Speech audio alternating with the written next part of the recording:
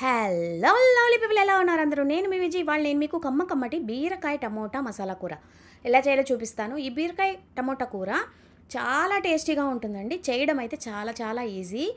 మీరు కనుక first time నా ఛానల్ చూస్తున్నట్టయితే తప్పకుండా నా ఛానల్కి సబ్స్క్రైబ్ చేసుకోండి.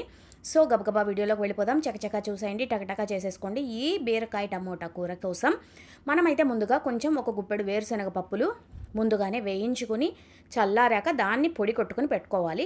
నేనైతే జనరల్గా నువ్వుల పొడి, వేరుశనగపప్పు పొడి, కొబ్బరి పొడి రెడీగా పెట్టుకుంటానండి. ఎప్పుడు మనం కూరల్లో అలాగా కొంచెం చల్లుకోవడానికి ఈజీగా ఉంటుంది కదా. ఇది మీరు ఒకసారి బాగా వేసేసుకుని మిక్సీలో పట్టేసుకుని ఫ్రిడ్జ్లో పెట్టేసుకుంటే సూపర్గా ఉంటుంది. సో ముందుగా అయితే ఒక 1/2 కేజీ బీరకాయలు ఇలా పొట్టు తీసి తరిగి పెట్టుకున్నాను. 2 ఉల్లిపాయలు, 2 టమోటాలు కూడా తరిగి పెట్టుకున్నాను. ఇవి మనకి బీరకాయకు బట్టి టమోటాలు, ఉల్లిపాయలు తీసుకోవాలన్నమాట. ఇప్పుడు మనం కుక్కర్ వేడి చేసుకుని దీంట్లో ఒక 2 చెంచాలు నూనె వేసుకోండి. ఆవాలు, జీలకర్ర వేసుకోండి. ఆవాలు బాగా చిటపట్లాడాక జీలకర్ర వేసుకోండి. అల్లం వెల్లుల్లి పేస్ట్ ఒక చెంచా వేసుకోండి. మనం ఇది బాణట్లో డైరెక్ట్గా చేస్తే అయితే ముక్కలు ఇంకా కొంచెం లేట్ అవుతుంది. కుక్కర్లో చేస్తే తొందరగా అయిపోతుంది, కానీ కొంచెం ముక్కలు మెత్తబడిపోతాయి అన్నమాట. మీకు ముక్కలుగా బాగా కనిపిస్తూ ఉండాలంటే మీరు బాణట్లో చేసుకోండి. ఇప్పుడు మనం అల్లం వెల్లుల్లి పేస్ట్ బాగా వేగిపోయింది. కరివేపాకు కూడా వేసేసుకున్నాం. వేసుకున్న తర్వాత ఇప్పుడు మనం దీంట్లో ఒక్కొక్కటిగా బీరకాయలు, టమోటాలు, ఉల్లిపాయలు వేసేసుకుందాం. ఇవి ఏంటంటే మనకి ఒక్కొక్క సీజన్లో ఎక్కువ బీరకాయలు వస్తూ ఉంటాయి కదా. అలాంటప్పుడు మనం ఒక 1/2 కేజీ బీరకాయలు చేసినా కూడా ఇది ఎక్కువ కూర ఏం కాదనమాట. ఒక నలుగురికి సరిపోయేమైన కూర మాత్రమే అవుతుంది. కాబట్టి మీరు ఒక 1/2 కేజీ బీరకాయలతోటి ఇలా కూర చేసేసుకున్నారనుకోండి, సూపర్గా ఉంటుంది. ఇప్పుడు మనం దీంట్లో ఒక చిటికెడు పసుపు వేసుకుందాం. పసుపు వేసుకుని బాగా చక్కగా కలిపేసుకోండి. కలిపేసుకున్న తర్వాత దీంట్లో మనం రుచికి సరిపడా ఉప్పు వేసుకోవాలి. తర్వాత ధనియాల పొడి వేసుకోవాలి. ఒక 2 చెంచాలు, చిన్న చెంచాలు అయితే 2, పెద్ద చెంచా అయితే 1 చెంచా ధనియాల పొడి వేసుకోవాలి.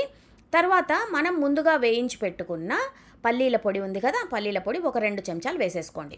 పల్లీల పొడి ఏంటంటే మనకి గ్రేవీకి మంచి టేస్ట్ ఇస్తుందండి. చూడండి, ఒక 2 చెంచాలు ఉంటుంది.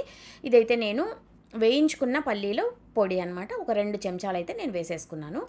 వేసేసిన తర్వాత దీంట్లో బాగా ఒకసారి కలిపేసేయండి. కలిపేసిన తర్వాత ఇది నూనెలో బాగా వేగాలి. మనం వేసిన పల్లీల పొడి నూనెలో బాగా ఒకసారి అలా వేపేస్తే బాగుంటుందన్నమాట టేస్ట్. తర్వాత మనం దీంట్లో కారం, మామూలుగా మన కారం ఉంటుంది కదా, మనం మిరప్పొడి ఉంటుంది కదా, అది 1 స్పూను, ధనియాల పొడి 1 స్పూను వేసేసుకోండి.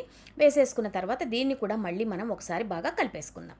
కలిపేసుకున్న తర్వాత దీంట్లో కొంచెం ఒక పావు కప్పు నీళ్లు పోస్తే సరిపోతుంది. యాక్చువల్గా బీరకాయలు చాలా నీళ్ళు వస్తాయండి. మనం ఎక్కువ నీళ్లు పోసేసామంటే కూర అస్సలు గట్టిగా ఉండదు, చాలా నీళ్ళగా అయిపోతుంది. ఊరికే ఒక పావు కప్పు నీళ్లు పోస్తే సరిపోతుంది. పోసేసిన తర్వాత కుక్కర్ మూత మూసేసి ఒక్క విజిల్ అండి, ఒక్క విజిల్ వచ్చేసరికి స్టవ్ ఆఫ్ చేసేయండి. హైలోనే పెట్టుకోండి. 1 విజిల్ రాగానే స్టవ్ ఆఫ్ చేసేయండి. దీన్ని మీరు వెంటనే ఓపెన్ చేసి కూర ఎంజాయ్ చేసేయడమే. ఇది ఏంటంటే బీరకాయలు చాలా తొందరగా మగ్గిపోతాయి, కాబట్టి మీరు 2-3 విజిల్స్ పెట్టారంటే మెత్తగా మ్యాష్ అయిపోతుంది అనమాట బీరకాయ అన్నీ.